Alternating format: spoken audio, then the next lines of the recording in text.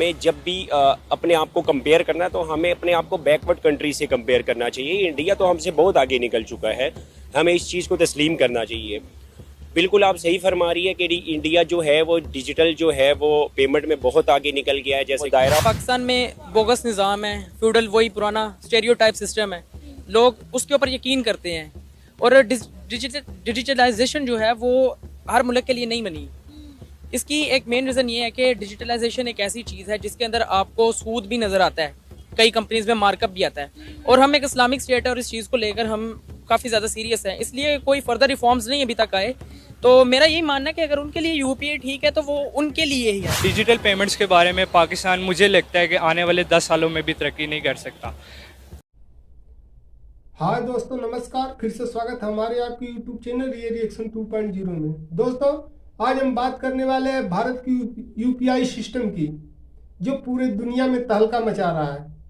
Mauritius में भारत सरकार अपनी यूपीआई सिस्टम लॉन्च करने जा रही है। मॉरिशस के बाद श्रीलंका में भी अपनी यूपीआई सिस्टम भारत सरकार लॉन्च करने जा रही है।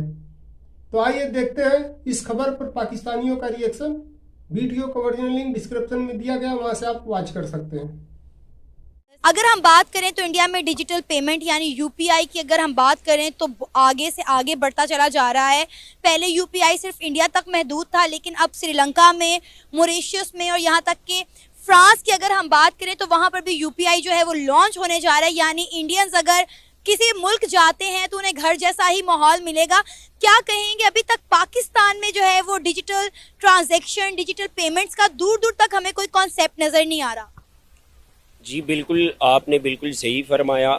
इंडिया जो है, अगर आप बात इंडिया और पाकिस्तान की कंपैरिजन में बात करेंगी तो यहाँ पर मैं ये कहना चाहूँगा कि जी हमें जब भी अपने आप को कंपेयर करना है तो हमें अपने आप को बैकवर्ड कंट्री से कंपेयर करना चाहिए। इंडिया तो हमसे बहुत आगे निकल चुका है, हमें इस चीज़ को तस्लीम करना चाहिए। बिल्कुल आप सही फरमा रही है कि इंडिया जो है वो डिजिटल जो है वो पेमेंट में बहुत आगे निकल गया है। जैसे कि आप कह रही हैं कि जी अब वो उनकी जो ऐप है यूपीआई, अब वो इंडिया तक महदूद नहीं रही, बल्कि वो बाकी जो हमारी साउथ एशियन कंट्रीज़ हैं उन तक भी उन्होंने स्प्रेड किया है अपना वो दायरा। और अब वो जो है ना वहाँ यूरोप और अमेरिका तक भी उसको लेके जाना चाह रहे हैं। लेकिन पाकिस्तान की बदकिस्मती है कि पाकिस्तान ने कभी भी अपने आप को जदीद जो है वो तकाज़ों के हम आहंग नहीं किया। हर एक शोबे में, चाहे वो आईटी हो, चाहे वो एजुकेशन हो, चाहे वो ये डिजिटल पेमेंट हो। अब रिसेंटली मैं आपको एक बात बताता हूँ, मेरा कज़न चाइना से होके आया है।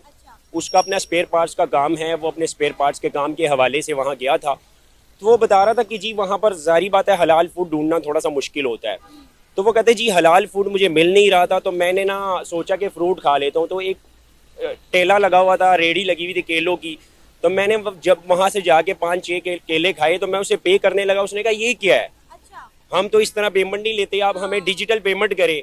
तो वहाँ उनके पास अपना QR कोड था, वो स्कैन करना था। तो मैंने कहा वो तो मैं कर नहीं सकता। तो कहता उसने कहा ठीक है आप पैसे ही ना दे, लेकिन इस तरह मैं नहीं रिसीव करूंगा। आपको मजे की बात बताऊं, ये तो आप मुझे चाइना की बात बता रहे हैं ना। इंडिया के अंदर एक जो भिखारी है वो भी कैश में भीख नहीं लेता, बल्कि उसने अपने गले के अंदर QR कोड पहना होता है कि आप इस कोड को स्कैन करें और पेमेंट सीधा मेरे बैंक अकाउंट में कर दें। देखिए, मैं बात करती हूँ, अगर आज इंडिया इतना आगे निकल गया है तो उसकी सबसे बड़ी वजह है नेशनलिज्म। इंडिया के अंदर एक डिजिटल पेमेंट की ऐप है यूपीआई, जो अब इंडिया तक महदूद नहीं रहेगी, बल्कि उसे इंडिया के प्राइम मिनिस्टर नरेंद्र मोदी श्रीलंका और मॉरिशस में भी जो है लॉन्च करने जा रहे हैं। और सुनने में ये भी आ रहा है कि शायद वो फ्रांस में भी लॉन्च हो जाए, क्योंकि कुछ अर्सा पहले फ्रांस के एक मिनिस्टर आए थे इंडिया के अंदर, उन्होंने वहाँ पर आके यूपीआई ऐप को यूज़ किया और उससे बड़ा लुत्फानंदोज हुए। क्या कहेंगे, पाकिस्तान में अभी तक डिजिटल पेमेंट का कोई कॉन्सेप्ट नहीं है, लोग अभी तक कैश यूज़ करते हैं, लेकिन इंडिया की जो यूपीआई ऐप है वो पूरी दुनिया में इस वक्त धूम मचा रही है। इसकी मेन जो रीज़न है वो है लिटरेसी। पाकिस्तान के लोग इतने ज़्यादा पढ़े लिखे नहीं हैं और उनका इतना रुझान नहीं है। प्लस पाकिस्तान में बोगस निज़ाम है, फ्यूडल वही पुराना स्टेरियोटाइप सिस्टम है, लोग उसके ऊपर यकीन करते हैं। और डिजिटलाइजेशन जो है वो हर मुल्क के लिए नहीं बनी। इसकी एक मेन रीज़न ये है कि डिजिटलाइजेशन एक ऐसी चीज़ है जिसके अंदर आपको सूद भी नज़र आता है, कई कंपनीज में मार्कअप भी आता है। और हम एक इस्लामिक स्टेट है और इस चीज़ को लेकर हम काफ़ी ज़्यादा सीरियस हैं, इसलिए कोई फर्दर रिफॉर्म्स नहीं अभी तक आए। तो मेरा यही मानना है कि अगर उनके लिए यूपीआई ठीक है तो वो उनके लिए ही है। अगर हम कोई रिफॉर्म्स लाते हैं, जैसे कि हमने वो वो एहसास डिजिटल बैंकिंग सिस्टम तकरीबन 2020 में लॉन्च हुआ था, उनका मैं नाम नहीं ले सकता जिनके दौर में हुआ था, तो वो चीज़ें आती रही हैं, लेकिन हमारी अवाम इतनी उनकी लिटरेसी रेट हाई नहीं है, इतना अभी इल्म नहीं है इस मुल्क में कि उस चीज़ को वो कैरी ऑन कर सकें। अच्छा, लेकिन आपको नहीं लगता कि हम 21वीं सदी में रह रहे हैं, पूरी दुनिया डिजिटलाइज हो रही है और हम अभी तक उन्हीं चीज़ों में फंसे हुए, लाइक कह रहे हैं कि 1902 के हम ज़माने में रह रहे हैं। लोग जो हैं वो वक्त के साथ साथ बाशाउर हो रहे हैं, मुल्क तरक्की कर रहे हैं, लेकिन हम जो है वो पत्थर के दौर में वापस जा रहे हैं। लोग चांद पर पहुंच गए, हमारा हमसाया मुल्क भारत चांद पर पहुंच गया, लेकिन हम अभी तक आप देखें हम अपनी मुल्क के अंदर जो है वो बिजली का निज़ाम नहीं ठीक कर सके। लोगों के घर जो गैस आती थी अब तो वो भी आना बंद हो गई है। इसकी मेन रीज़न तो आप सबको पता ही है, पॉलिटिकल इंस्टेबिलिटी। जैसा कि आपने भी पीछे देखा भी है, जो पाकिस्तान में इलेक्शन हुए हैं, इसके ऊपर कितनी दुनिया में सवालिया निशान उठे हैं कि ये इलेक्शंस लग नहीं थे रहे, ये सिलेक्शन थी। पाकिस्तान में डिजिटल पेमेंट्स का कॉन्सेप्ट कितना है, लोग कितना इस चीज़ को फॉलो कर रहे हैं? बिल्कुल ज़ीरो। इस डिजिटल पेमेंट्स के बारे में पाकिस्तान मुझे लगता है कि आने वाले 10 सालों में भी तरक्की नहीं कर सकता। जैसे कि हम देखें इंडिया में एक भिखारी जो है वो भी QR कोड लेकर अपने साथ घूमता है पेमेंट्स के लिए, लेकिन पाकिस्तान में अभी तक इसका रुझान बिल्कुल ज़ीरो है। क्या वजह है कि इंडिया का एक भिखारी भी पाकिस्तान की आवाम से अक्लमंद है? पॉलिटिक्स। जैसे कि पाकिस्तान में सिर्फ और सिर्फ इंतकाम की सियासत चलती है, इसके अलावा कुछ भी नहीं चलता। नून लीग होगी, वो कहेंगे जी इमरान खान ने गैर शरई निकाह किया, PTA वाले कहेंगे कि मरियम सफदर भाग गई। इसी तरह एक दूसरे के ऊपर कीचड़ उछालना, ये पॉलिटिक्स नहीं होती, ये पॉलिटिक्स बिल्कुल भी नहीं है। मुल्क का फ़ायदा नहीं है, ये सिर्फ अपना फ़ायदा सोचते हैं और उसी के लिए आगे चलते हैं। अपने फ़ायदे के लिए ये मुल्क को बेच भी देंगे, अपने फ़ायदे के लिए ये अपने दुश्मन से हाथ भी मिला लेंगे और किसी पे कीचड़ भी उछाल लेंगे। बिल्कुल सही बात की आपने, लेकिन अफसोस के साथ कहना पड़ रहा है कि इन्हीं सूरत हाल की वजह से पाकिस्तान में डेवलपमेंट नहीं हो पा रही। डिजिटल पेमेंट्स का लोगों को पता ही नहीं है कि ये होती क्या है। अभी तक पाकिस्तान में लोग कैश कैरी करते हैं और कैश पे ही जो है यकीन रखते हैं। अगर हम बात करें इंडिया की, तो UPI अब सिर्फ इंडिया तक महदूद नहीं रहा, बल्कि श्रीलंका और मॉरिशस में भी UPI को लॉन्च किया जा रहा है, ताकि जो इंडियंस वहाँ पर रहते हैं उन्हें घर जैसा माहौल मिले।